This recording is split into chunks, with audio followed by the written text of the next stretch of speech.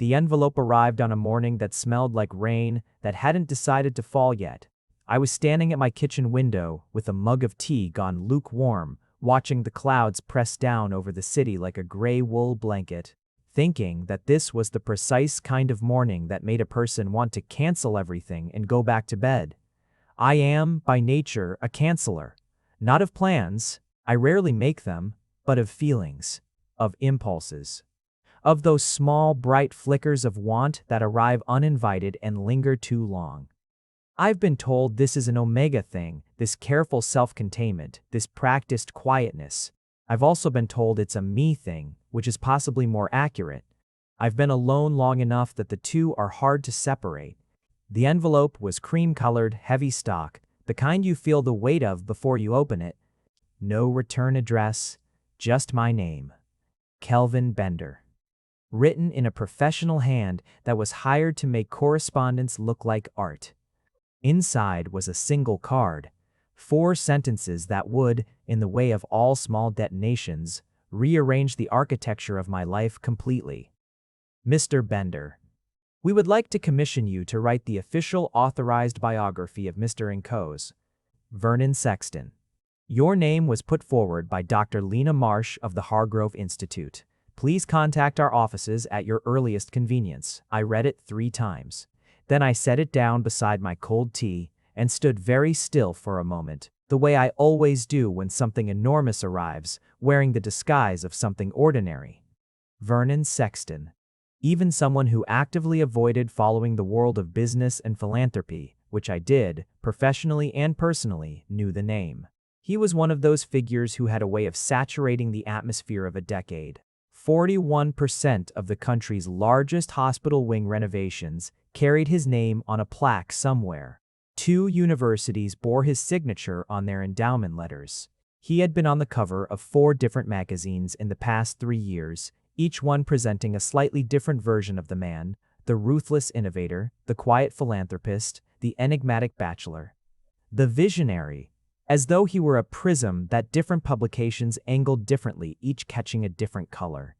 I was a writer of biographies, not the celebrity kind, not the political kind. I wrote what my editor Renata called serious lives.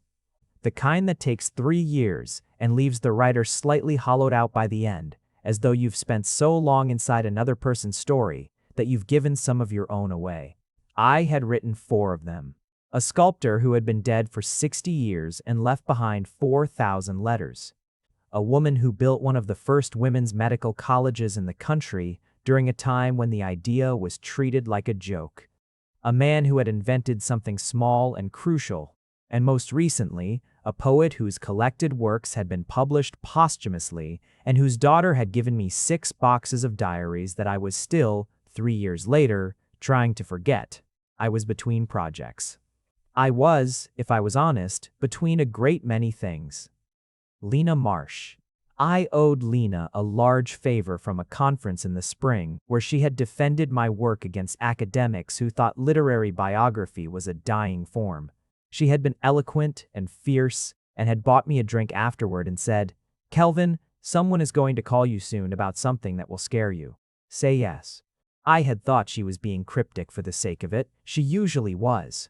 I called Marcus Ellery, head of communications, Sexton Group.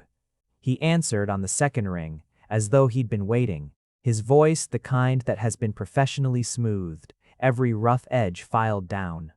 We spoke for 20 minutes, during which he described the commission, access to Mr. BD9, Sexton's personal archive, scheduled interviews over 6 to 8 months, a generous advance that made me go very quiet. And at no point did he say what the book was actually supposed to accomplish. I asked, "Mr. Sexton feels that public narrative around his work has been incomplete. He'd like a comprehensive account. Accurate, nuanced. Is he aware that a biographer's job is to be accurate and nuanced in ways that aren't always flattering?" A pause. Brief, but measurable. He is. And he's comfortable with that? Mr. Sexton specifically requested a writer who was not comfortable making subjects comfortable. I thought about Lena, who had clearly said something specific to someone. I'll need full access, not curated, not screened. That's been agreed to. I'll need him to understand that the book I write will be the truth as I find it, not the story he wants told. Another pause. Mr. Bender, I'm going to be direct with you.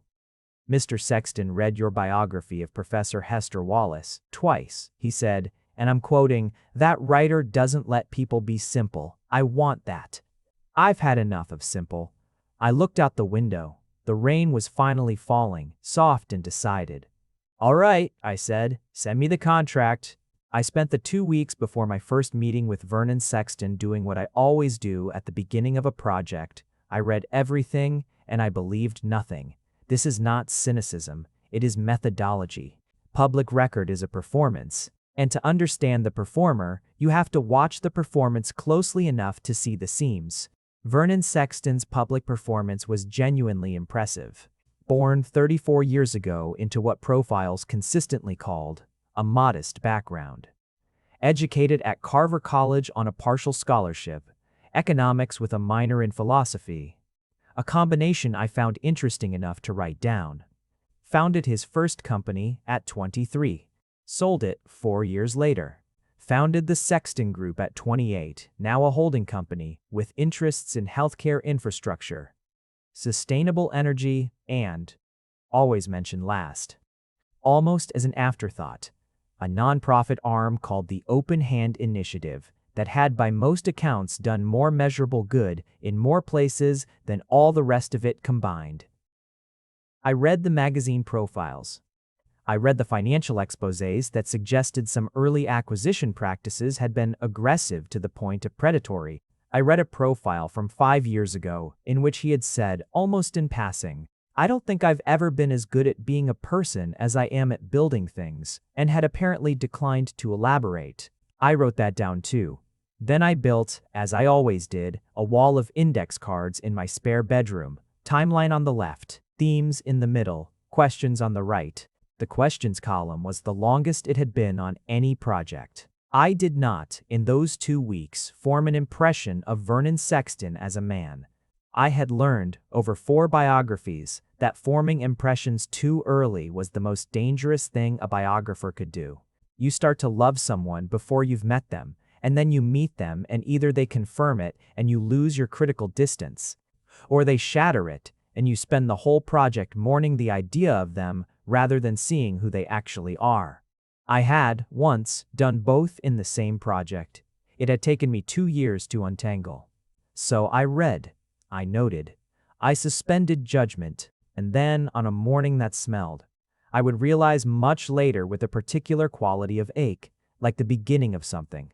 I took a car to the Sexton Group offices and went up to the 32nd floor and sat in a waiting room with excellent art and worse coffee and waited to meet the man who would, without either of us knowing it yet, rearrange everything. The waiting room was designed to communicate power without announcing it, which is the most effective kind. The art was original.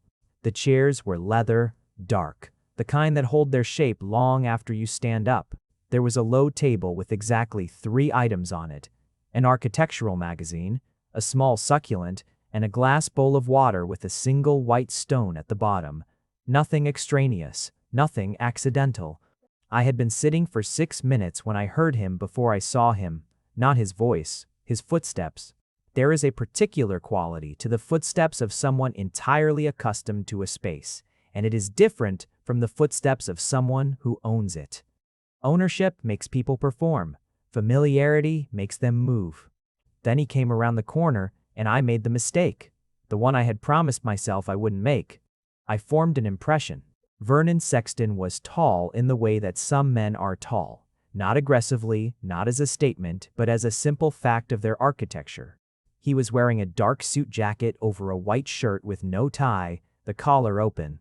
His hair was dark, cut close at the sides and longer at the top in a way that had the slight imperfection of something that had grown past its last trim. His face had the kind of planes and angles that photographs must love. His nose had character. It had been broken once, in a story he would tell flatly and without sentiment. His eyes, when they met mine as I stood from the chair, were gray. Not dramatically gray, just gray, the way water is gray when it's deep. He extended a hand. Mr. Bender. His voice was low, unhurried, with a quality of patience, the patience of someone who has learned that speaking slowly makes people listen more carefully.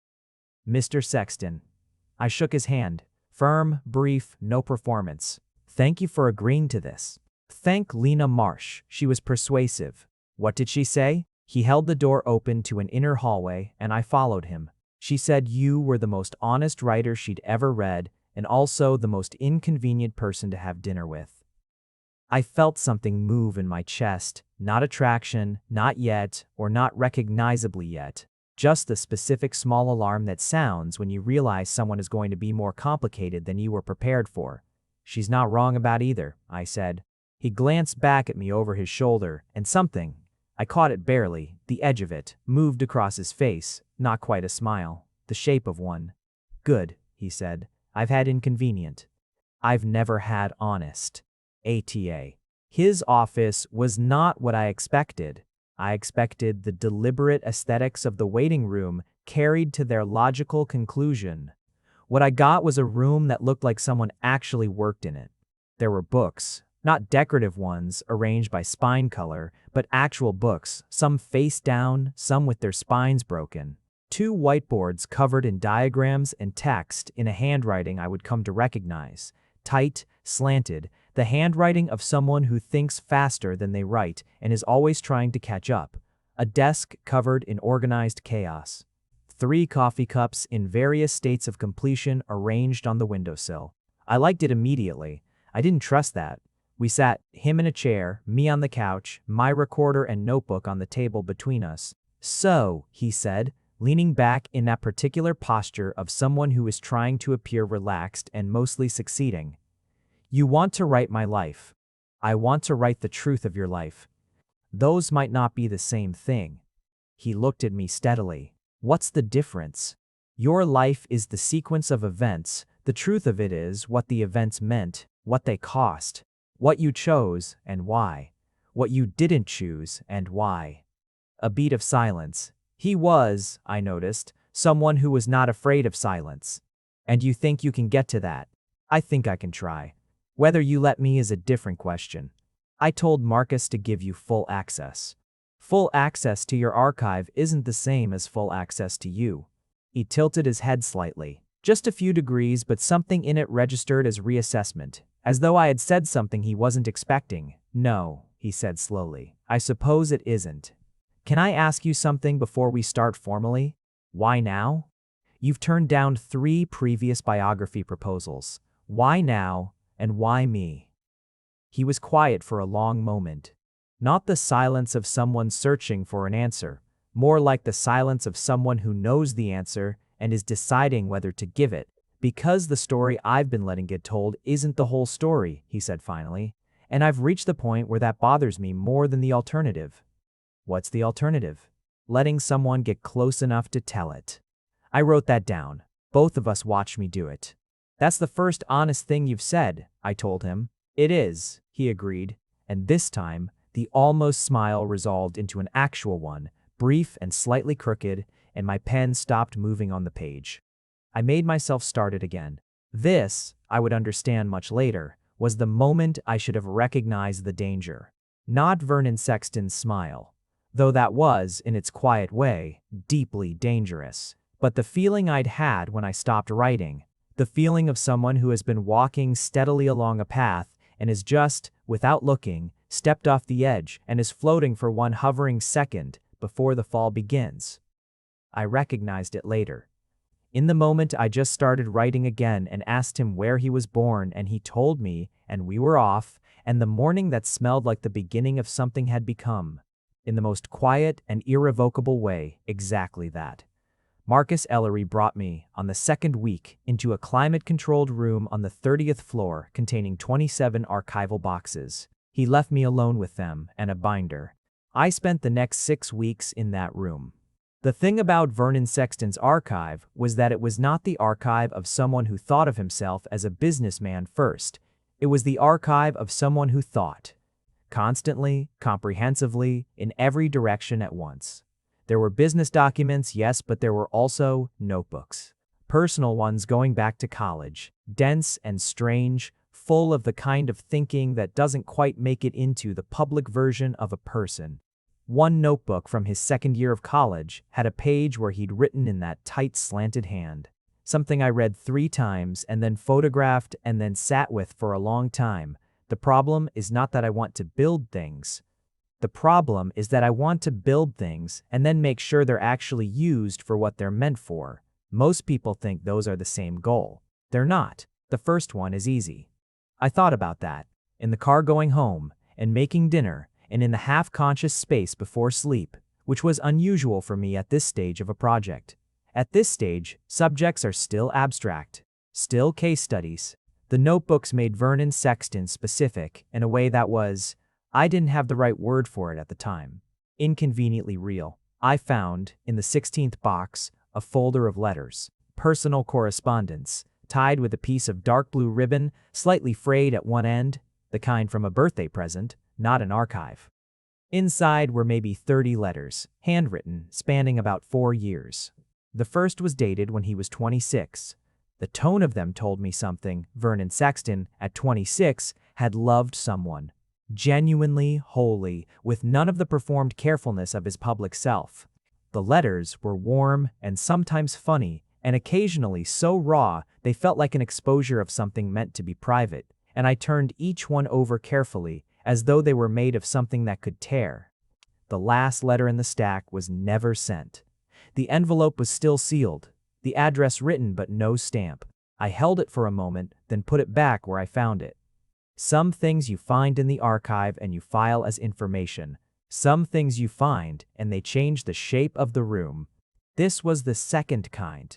Our second formal interview was 2 weeks into my archive work. A different room this time, a smaller conference room, and when I arrived, he was already there, a coffee in front of him and a folded newspaper he set aside when I walked in. I noticed he watched the door, not anxiously, attentively. We were talking about the early years of the Sexton Group, the acquisitions from 29 to 31, when he said, before I could, predatory is what 2 of the pieces said. You can say it. Was it? He went very still in the way I was learning, meant he was deciding something, and then the stillness broke cleanly. Parts of it, he said. Not all. We moved fast. We used leverage where we had it. The people at Harmon who were building something real walked away with the resources to build it bigger. That was always the point. But the people holding on to something that wasn't working, because it was theirs, they didn't get what they felt they deserved. Did they deserve it? That's not the question I was asking at 29. What question were you asking? He turned his coffee cup in his hands, a small, restless gesture, the most physically restless thing I'd seen him do. Whether it would work. Whether the outcomes at the end would justify the... He stopped. The cost, I said. Yes. He looked at me. And now? The medical wing at Harmon Community Hospital was built with funds from the restructured entity. 800 patients a year who wouldn't otherwise have access. I don't know if that's enough. I know it's real. I'm not sure anymore. Those are the same thing. I wrote it all down. When I looked up, he was watching me with an expression I couldn't quite categorize. Somewhere between resigned and something that might have been relief, as though he'd been carrying that answer for a while and had just put it down somewhere. Is it strange? I asked, talking about this out loud. What do you mean? You've given a lot of interviews. You don't usually land. Something moved across his face. Land? Say the thing that's actually underneath the thing you're saying. A long silence. Longer than any of the previous ones. It's extremely strange, he said. Yes. Do you want to stop? No. Quickly. Then, more slowly, I said I wanted this. I meant it. It's just, I've gotten good at making the performance convincing, even to myself. I wrote that too. And I noticed, writing it, that my handwriting was slightly different from the beginning of the session. Looser. Less controlled. The thing about writing biography, which I have never successfully explained to anyone who doesn't do it, is that you fall in love with your subjects. Not romantically, or not necessarily, but in the way you fall in love with a piece of music you've listened to so many times that it's become structural, part of the architecture of how you hear everything else. your subject's patterns become your reference points. You start dreaming in their voice. It is, professionally, a hazard. I had fallen in love with all four of my previous subjects through their letters and diaries and the specific textured reality of their inner lives. And then I had given each book to the world and slowly, carefully, let the love go. 6 weeks into the Sexton project, I was aware that something was happening with the shape of my feeling toward Vernon Sexton. I was also aware that it was different from the previous 4, and I told myself the difference was because this subject was living, present, and in the room with me every 2 weeks. I was not fully persuaded. The first pages I wrote were not biography pages. They were notes that had gone too long. The kind of writing that starts as processing and becomes something else when you're not paying attention. They began with the college notebooks, with that page about building things and making sure they're used right. I wrote around it, trying to understand it, and somewhere in the writing I stopped analyzing and started inhabiting. By the end of the 4th week of the archive, I had 40 pages of these not-quite notes. By the end of the 6th week, 83. The submission draft was accurate and researched and well-written. The personal draft, the 83 pages, was better. Not better in professionalism or structure. Better in terms of what I had promised, the truth. The truth of Vernon Sexton, not the performance. What he'd cost himself, and what had mattered, and what the shape of a principled life actually looked like from the inside. I told myself it was research. Processing material. The way a painter makes studies that never become paintings. The studies clarify the painting. They are not the painting. The problem was that the studies were better than the painting. I named the file Notes, Personal, not for submission, and moved it into a separate folder and told myself it would subside, become a phase. I wrote 4 more pages that same night and didn't call it a phase again. Interview 5. A change of location. His idea. He had texted, late on a Thursday evening, "Is there something wrong with meeting somewhere that isn't an office? I keep having the feeling I'm performing the professional version of these conversations." I stared at that text long enough that my phone screen went dark. He suggested a coffee place near the river that turned out to be exactly the kind of place Vernon Sexton didn't look like he would know about. Small, not fashionable. With mismatched chairs and a chalkboard menu and the honest smell of somewhere that has been doing the same thing well for a long time. He was already there when I arrived. Jacket off, folded over his chair, a book face down on the table, which I noted and filed. He had a way, I was learning, of existing in a space fully rather than performing existence in it. "What are you reading?" I asked. He turned it over. An essay collection, History of Infrastructure Development in the Early 20th Century. "You knew I wrote the introduction to this edition," I said. "Lena mentioned it. I asked about you before." He said it matter-of-factly, without apology. "When Marcus gave me your name, I read your work, and then I asked some people who knew your work about the non-public version. What did they tell you? That you're honest to the point of being difficult. That you're meticulous to the point of being strange. That you once turned down a commission because you disagreed with the subject's tax policy." "I disagreed with the subject as a person," I said. "The tax policy was just the clearest evidence." The almost smile. It was becoming a thing I recognized and waited for without meaning to. "They also said," he continued, "that you've never written a dishonest sentence in your professional life." I looked at him. There was something underneath that sentence I couldn't quite find the edge of. "Is it true?" he asked. "I believe everything I write when I write it," I said. "Whether that's the same as honesty is a philosophical question." He tilted his head slightly. "Reassessment. What's the difference?" "Honesty implies knowing what you're revealing. I sometimes understand what I've written after the fact." "That sounds like a difficult way to live," he said. "It has its moments." The coffee arrived. We were quiet for a bit, settling into the space, and it occurred to me that this was different. The offices had a professional container that kept everything in its place. This was just 2 people at a table, one of them with his jacket over his chair and a book about infrastructure, the framework absent. I found, to my surprise, that I didn't miss it. "Can I tell you something?" he said. "The quieter version, the one you say when you're not sure what you're about to say is wise. You don't have to ask. I feel like I should, with you." He looked down at his coffee. "You pay attention in a way that makes it feel like what I say is being preserved. That makes me careful, which is probably good for the book, but it's not comfortable," I said. "No, and I'm not sure whether I want it to stop." I held that sentence gently. "Most people," I said, "want to be seen until they actually are. Then they want to become interesting enough that being seen feels worth it." He looked at me. "You've gotten past that," I said. "I don't know when, but you're not performing for the record anymore." He was very still. "How can you tell?" "Because you just told me that what I do makes you uncomfortable, and you didn't frame it as criticism of my method. You framed it as your own ambivalence. That's yours, not the version you're showing the room." Silence. Long, warm, unlike the office ones. "It's strange," he said finally. "How that?" "Don't explain it," I said, surprising myself. "You don't have to." He looked at me for a moment, and then he nodded. Just once, and there was something in it. Relief maybe, or recognition. The specific quality of feeling that arrives when someone does the exact right thing at the exact right moment and you didn't know you needed it until it was happening. I looked at my notebook. I had not taken a single note. Interview 7, his office. Late afternoon.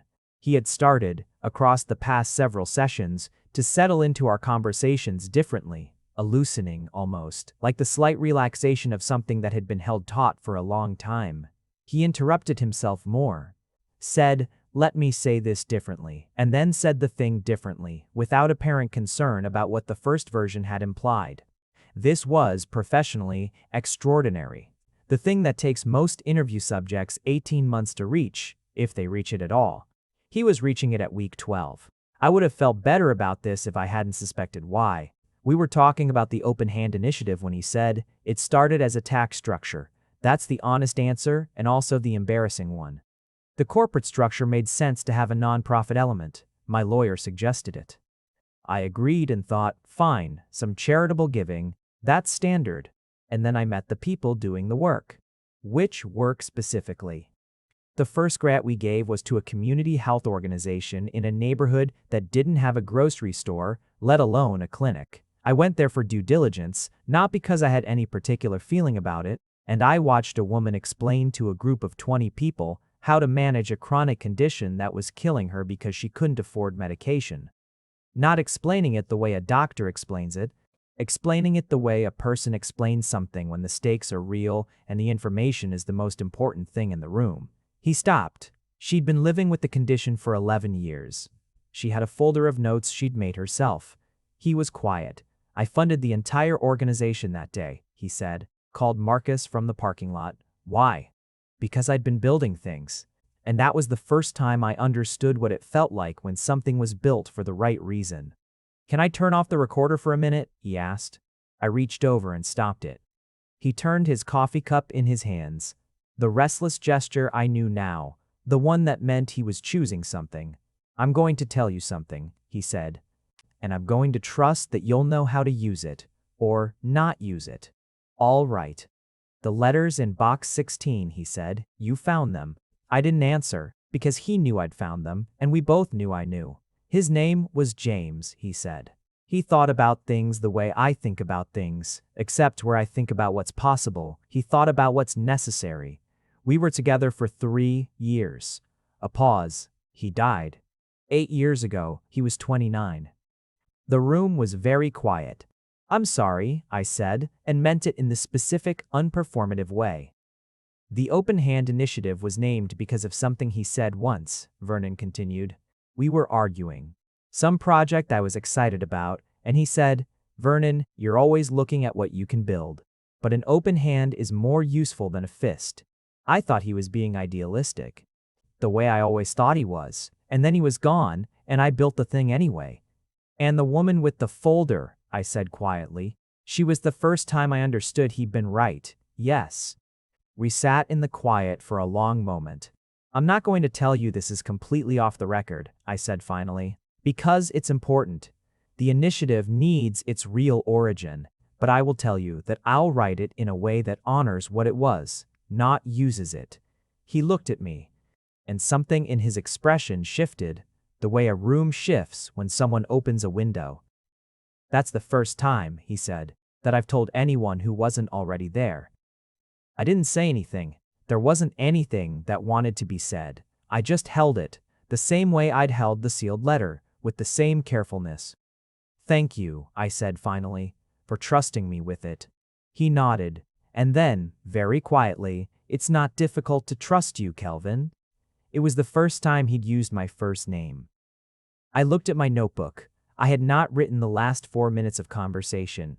I had listened to all of it without a pen in my hand, without the machinery of documentation between us. Just him, just me, just something that had happened in the space between us. I turned the recorder back on. I kept the rest of the session on record. I kept the things he'd told me off the record in the safest place I knew, not the personal draft folder.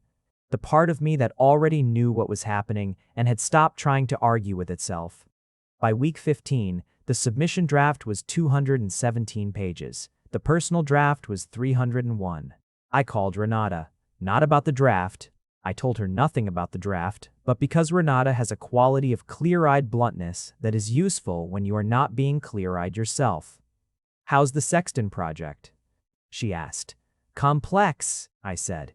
Complex as in the subject is difficult, or complex as in the writer has a problem. I was quiet for a moment. The writer may have a problem. Define the problem. I think I may be too close. Renata was quiet, unusual for her. Her silences are rare and mean. She is choosing something precisely. Too close as in professional admiration, or too close as in something else? She said. Something else, I said. A longer pause. Oh, Kelvin, she said, not unkindly, I know. Are you able to write the book? I thought about the 301 pages. I'm writing something. 2 drafts, she said. Not a question. How did you know? Because you've done it before. The sculptor. You had a personal draft of the sculptor you showed me after the book came out, remember? I did remember. I had been embarrassed about it. The sculptor, Renata said gently, has been dead for 60 years. I know. This one is 34 and in the room with you every 2 weeks. I know, Renata. Finish the book, she said. You can do both things. Whatever else is happening, the book is safe with you, and you have better judgment than you give yourself credit for. I sat with that after we hung up. Better judgment than I gave myself credit for. I thought about the sealed letter in box 16, about, it's not difficult to trust you, Kelvin, about 301 pages of something that was honest in a way the submission draft wasn't. I went back to both documents, read them both, start to current page, something I hadn't done before in a single sitting. At the end, I sat in my chair for a long time. The personal draft was the better book, not because it was more personal, because it was more true. It saw him more fully, because I was watching from closer, because the professional armor that keeps a biographer careful also keeps them at a manageable distance from the actual truth of someone. And I had lost the manageable distance weeks ago, and the book had become more honest for it. This was a problem. Because you cannot submit a love letter as a biography, even if it is structured like a biography, even if every word of it is sourced and evidenced and true. Unless. I sat with the unless for a long time. Then I closed both documents, made dinner, did not think about it. Then I opened the personal draft at 10:30 that night and wrote for 3 hours straight. I had sent Vernon the first 50 pages of the submission draft, a mid-project check-in, standard for authorized biographies. He read it in 4 days. He texted on the 4th day, I finished the pages. Can we talk? We met in the coffee shop. He was there before me. No book today, looking out the window when I arrived. When he turned, his expression had no immediate category, not neutral, not performed. Open, in some way that was different from open on purpose. The pages, he said without preamble. They're very good. Thank you. That's not, I mean, they're good in a specific way I wasn't prepared for. They're true. He shook his head slightly. I've had profiles, features, interviews. They get things right. But there's something in these pages that's about what the events were like, what it felt like to be making those choices. I've never. He stopped. Never what? Read myself and felt like someone had actually been there. The coffee arrived. Neither of us moved to touch it. Is that a compliment or a concern? Both. I trust it, in a way I didn't know I'd need to. He looked out the window briefly. Being accurately seen feels unusual, disorienting. Vulnerability, I said. He looked at me. What? Being accurately seen. It feels like vulnerability because you're used to being the one doing the seeing. He was very quiet. And then, do you know what the difference is between the 50 pages you sent me and every profile I've read? Tell me. In the profiles, I'm assembled. The writer picks the version of me that fits the piece. But in your pages, I'm just there. We looked at each other. There are moments in the accumulation of time spent with another person when something shifts that cannot be unshifted. It doesn't announce itself. It's more like the light changing imperceptibly, and then all at once, I was aware of it happening. I looked down at the table and said, I'm glad it reads that way. That's the intention. Kelvin. I looked up. What else are you writing? He said. The sentence landed with an accuracy I felt physically. What do you mean? I said, which was not a lie but was absolutely not an answer. You have the quality, he said carefully, of someone doing more than one thing at once. I've been paying attention to the way you listen, to the way you sometimes stop writing and then start again, to the way the pages felt like they were written from a distance the writer was working to maintain. I said nothing. Is there another draft? He asked. I said nothing for long enough that the silence was its own answer. I'm not asking to read it, he said, which made something in my chest do something involuntary. I'm asking because I want to understand what's in the pages you haven't sent me. Vernon. You don't have to tell me. I just want you to know that you could. The coffee shop hummed with its ordinary morning life around us. It's not the biography, I said finally. It's research material. Processing. Is it honest? I looked at him. And something in me, some piece of the careful armor, decided it had done its job long enough. Embarrassingly so, I said. A pause. Will you tell me what's in it? I looked at the table.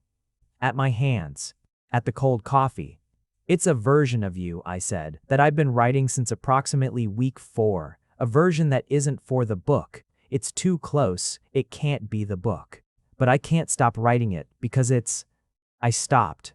Because it's what? He said, and his voice was quiet and not afraid. It's the truest thing I've written, I said, about anyone, in 4 books and 12 years. And it's not available to me to publish it because. I stopped again. Because you would read it and know.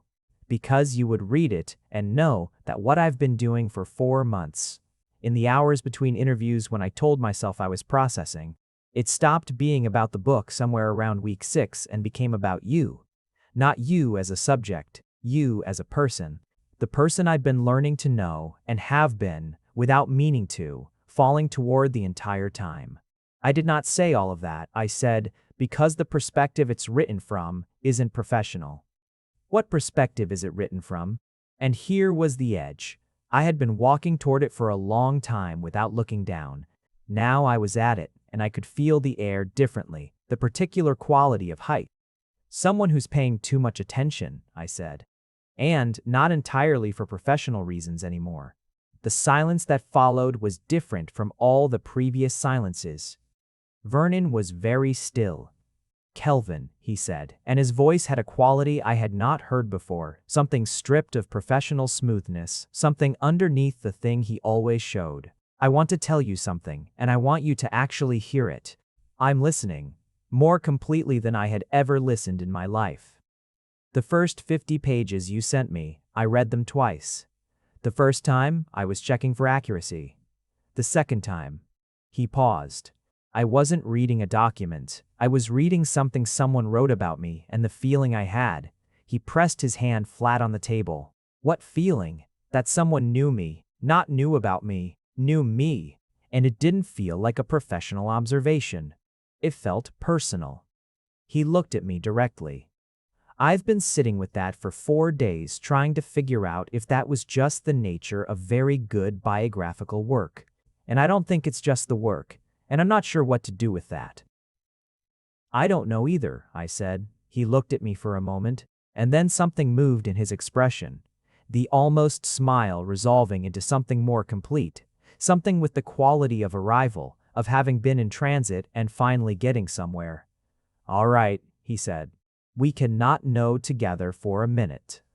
And for the first time in 4 months, in 12 years of professional careful distance, I let myself not know, together with another person, in a coffee shop where the chairs didn't match and the coffee had gone cold. It felt like something that mattered. Interview 12. His office.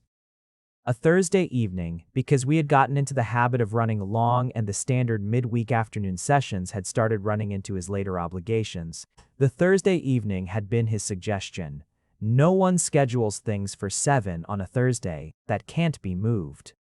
The city was dark outside the window by 7:30. The overhead lights were off. He'd turned them off at some point during our session, replacing them with the desk lamp and a floor lamp near the couch, so the office had a warmer, less institutional quality. I noticed this and did not comment on it. We were talking about the years after James died. He was speaking carefully, not from reluctance, but from the particularity of it. The way someone speaks when they've spent a long time understanding something precisely and don't want to smear it by being approximate. The year after, he said, I built more than I'd ever built. 3 acquisitions. The second major expansion of the Sexton Group, started the initiative properly, not just as a tax structure. He looked at his hands. I thought for a long time that was grief doing what it does, filling the space. And now? Now I think it was also, he showed me the shape of what mattered. What I was actually trying to build, and losing him didn't take that away, it clarified it, which is a terrible word to use about losing someone. But accurate, I said. Yes. He looked up. Why is accurate always the harder word? Because comfortable words exist to protect you from the real shape of things, I said. Accurate words are the real shape. He was quiet for a moment. You do that a lot, he said. Do what? Say the thing that's already in the room, the thing I've been circling. Someone has to. Not usually, he said. Usually they circle with you. Is that what you want? He looked at me, and the quality of the look was different. It had the directness of someone who has decided to stop being approximate. No, he said. I've had 12 sessions to figure that out. I don't want someone to circle with me. He paused. I want someone to just tell me the shape of the thing. The shape of what? And then he said, in the warm dark of his office at 7:30 on a Thursday, this, whatever this is, between a subject and his biographer that has been something else for several months. I held very still. I'm aware, he said, that there's a significant professional complication here. There is, I said. I'm also aware that I've spent the better part of 4 months paying attention to you, which is... He almost smiled. The real one, the slightly crooked one. An unusual experience for me, being on that side of it. You pay attention to everyone, I said, not like this. He looked at me steadily. Not with the feeling that the other person is what they actually are. Not a role, not a category, just themselves. Something in my chest did something complicated and quiet. I have 4 months of writing, I said, that I've been telling myself is research material. That is, in practice, the truest account of another person I've ever produced. And I've never understood precisely why it's so true until now. I paused, and I'm not sure whether it being true in that way makes the professional situation better or worse. Let me read it, he said. And there it was, the direct thing. The thing I'd been circling for weeks. Vernon, you said you'd know the shape of the thing. The draft is the shape of the thing. Let me read it. Can I tell you something? He had asked, in the coffee shop that morning after. All right. Let me read the draft, he said. Vernon, you said you'd know the shape of the thing. The draft is the shape of the thing. Let me read it. I thought about Renata saying, You have better judgment than you give yourself credit for. I thought about the sealed letter in box 16. I thought about a woman with a folder of notes, explaining the most important information in the world. It's not finished, I said. It doesn't need to be. I opened my laptop, found the folder, found the file that said, Notes, personal, not for submission. I turned the laptop around. He looked at the screen, then at me. This is 340 pages, I said. I know. He looked at it for another moment. Can I take it home? I sat back and did the thing I almost never do. I just said yes. He texted me at 11:17 that night. I'm reading. I texted back, I know, which was presumptuous and probably transparent, and I sent it before I could reconsider. You're not sleeping, he said. No, neither am I. I sat with that in my dark apartment and tried to breathe steadily. At 1:42 in the morning, he texted, The section about James, you wrote it right. I closed my eyes for a moment. At 3:15, Kelvin. And then, after a pause, I'm going to need to talk to you in the morning. I slept badly and woke early and made coffee and sat at my kitchen window and waited in the way of someone who has done the most exposing thing of their professional life and cannot yet know whether the exposure was wisdom or catastrophe. He called at 8:15. I've read it, he said. Not good morning, not a preamble. 342 pages. I finished at 5 in the morning. I held the phone. Kelvin, I need to ask you something, and I need you to answer me honestly. I think you've read enough of my work to know I don't have another setting. A sound on the line that was both a breath and a laugh. The way you wrote me, he said. What I am in those pages, is that how you actually see me? Or is that the illuminated version a biographer builds? What's the difference? I said, meaning it exactly as I'd meant it about paying attention. A silence. Is it you, he said, or is it the work? And here was the truest question, the one that cut through 4 months of careful construction and professional armor and manageable distance and the 100 small choices I'd made to keep the thing contained. I think, I said, slowly, that I started this project with the intention of doing the work, and somewhere in the work, the two became impossible to separate. What I see in the pages. I can't tell you where the writer ends and the person begins, because I don't think that line exists anymore. I think I stopped.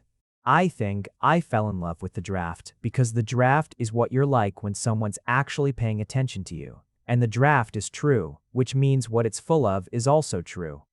A long silence. I've been building things for 11 years, he said finally, and I've gotten very good at knowing when something is going to last. Vernon, let me finish. His voice was steady and warm, and underneath it was the thing from the letters, the full, unguarded feeling of a person who is not performing. I've been sitting with this for 4 months. Not the same shape as yours. But something that started as the particular experience of being understood by someone who has no reason to manage their perception of you, and then became. He paused. Something that didn't have a clean professional category. What category did it end up in? I asked. A person, he said, that I want to know the way he knows me. Something in my chest opened, not dramatically, not with the weight of a narrative moment. Quietly, the way a window opens when you've been in a closed room for a long time and the air is suddenly different and you realize, just then, that you've been waiting for it without knowing you were waiting. The book, I started. The book is yours, he said. It will be what you make it. I told you from the first meeting, I want the truth, not the story I want told. I meant it. I thought, for one moment, about the sealed letter in box 16. Was James afraid, I asked, of being known that way? Vernon was quiet for a moment. No, he loved it. He used to say I was the only person who made him feel like being fully himself was the most interesting option available. A pause, and in it, something warm and sad and whole. He was right about most things. He sounds like he was good, I said. He was. And then, softer, so are you. I had to look away from the window for a moment, at something without light. I'm not good at this, I said. At the thing that isn't professional. I haven't. I stopped. I've been alone for a long time and I've been careful for longer, and I don't know if I. Kelvin. His voice was gentle and direct, exactly the combination. You've been writing me for 4 months. You know me. I've been paying attention for the same length of time. I know you. We can start there. Start there. 2 words. Simple ones. I thought about the cream envelope that had arrived smelling like rain that hadn't decided to fall. I thought about a waiting room and footsteps with the quality of belonging. I thought about coffee cups on a windowsill and a notebook page, about building things right, and a woman with a folder of notes and a sealed letter. And a draft that told the truth of someone who had told me, I've never had honest. I had never said yes to starting something, not in a very long time. All right, I said, we start there. The biography was finished 7 months later. Renata said it was the best thing I'd written, and Renata does not say things to be kind. She said, this is what the good ones look like, the ones that last. It was not the personal draft. The submission draft was the right book, the true book, the one that could go into the world with Vernon's name on the spine and mine on the cover and stand in the daylight. The personal draft remained mine. Vernon had read it in full and had said various things about it at various times. Once, on a Sunday morning in his kitchen, he looked up from a passage I'd written about his silences and said, "You made me sound interesting," with genuine surprise. I said, "You are interesting." He said, "Only to you." I said, "That's enough." And we both understood that it was. He had also, in the months of working toward the finished book, told me things I hadn't asked for, not for the record, just for me, things from the years before the company, from the early days, from the 3 years with James and the 8 years after.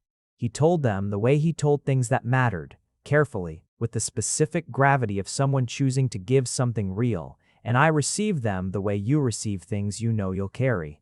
I was learning, with him, what it was to know someone across the distance the draft had bridged before I was ready to bridge it in person. It was not simple.